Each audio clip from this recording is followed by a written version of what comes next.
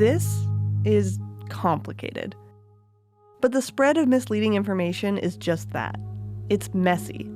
You can't always tell where it's going to go, but we know where this particular one ends.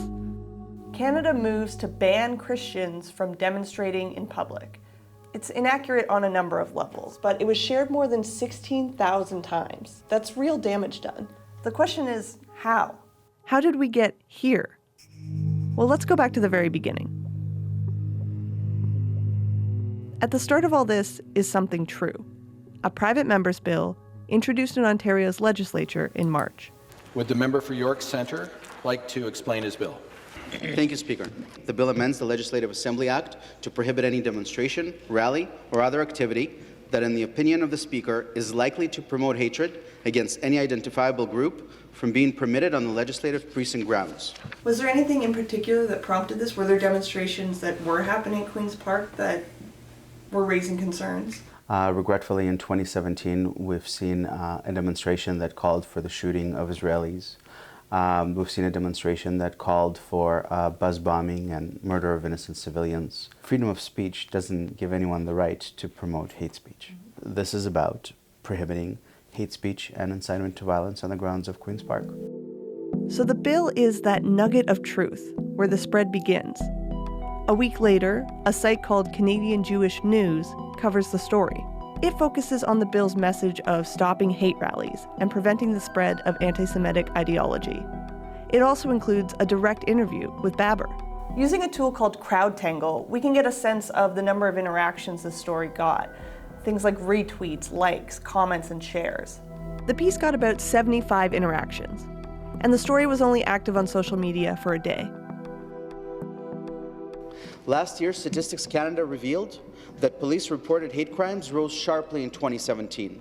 Almost 3 weeks later, the story gets picked up again. LifeSite News, a site mainly covering abortion issues, writes a piece. They interpret the bill as potentially preventing people with views against abortion from expressing those opinions. And this is where we start to see more emotionally charged language come into play.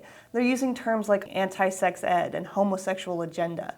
Stories that use those kinds of headlines are trying to tap into those emotions. My name's Samantha Bradshaw. I'm a researcher on the Computational Propaganda Project at Oxford University. You know, there's that old saying that sex and violence sells, and that's because people like to consume this kind of content because it's very emotional and it gets us feeling certain things. Anger, frustration, anxiety, fear.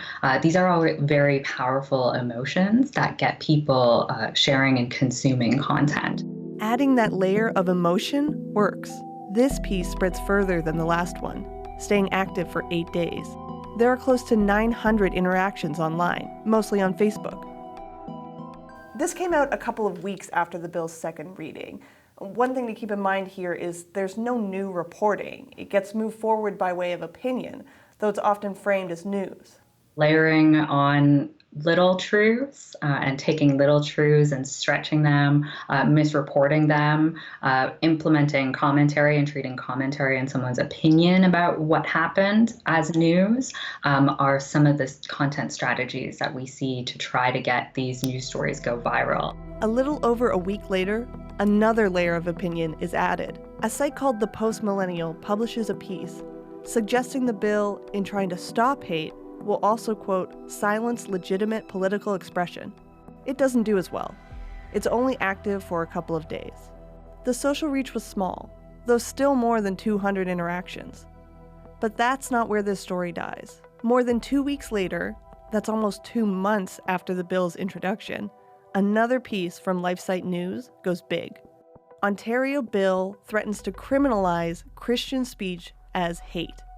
It's a bold headline, attached to what is essentially a republished press release from a socially conservative advocacy group. This is the first time a headline specifically calls the bill anti-Christian, and you can see they've used a more dramatic image here. It says censored free speech. Now before, when we talked about reach, we were talking in the hundreds. This reached thousands.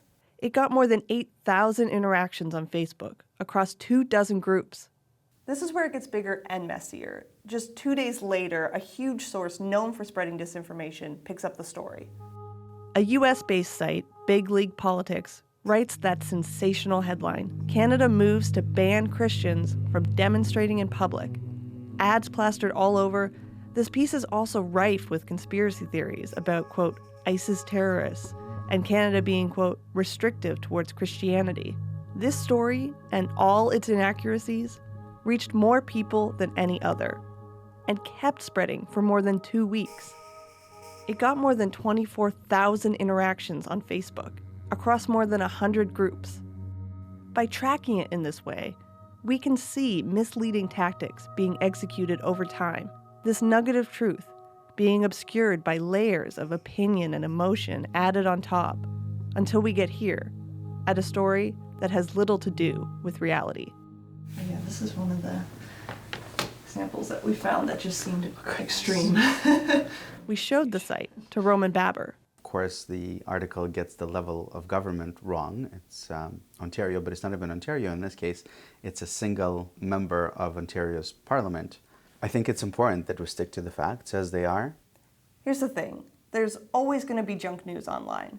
But experts like Bradshaw say if we can understand how it spreads and where it comes from, we can better spot it when it scrolls across our feeds. At the end of the day, democracy is really hard work. It's up to us to put in that time and effort to fact check our information, to look at other sources, to look at the other side of the argument and weigh and debate and discuss.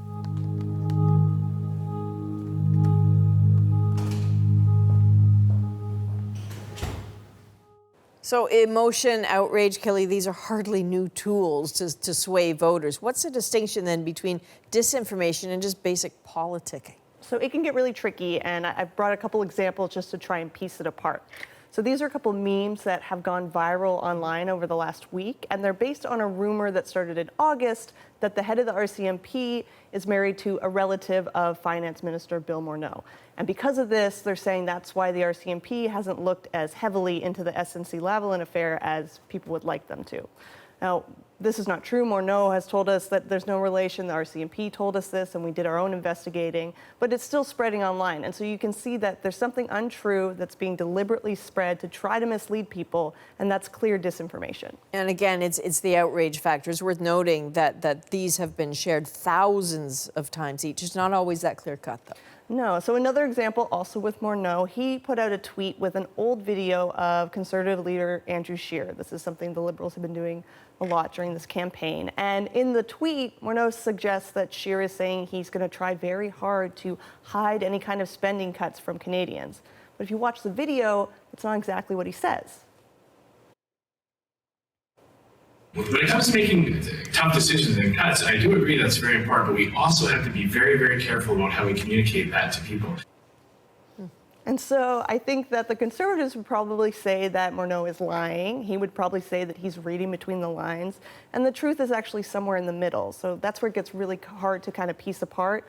But in this case, I would say it's not disinformation, it's just politics. And again, always the emotional outrage factor. Kaylee, thanks very much. Kaylee and the Disinformation Unit with CBC News will be here with us fairly frequently as we head up to the vote because we'll have a lot to talk about.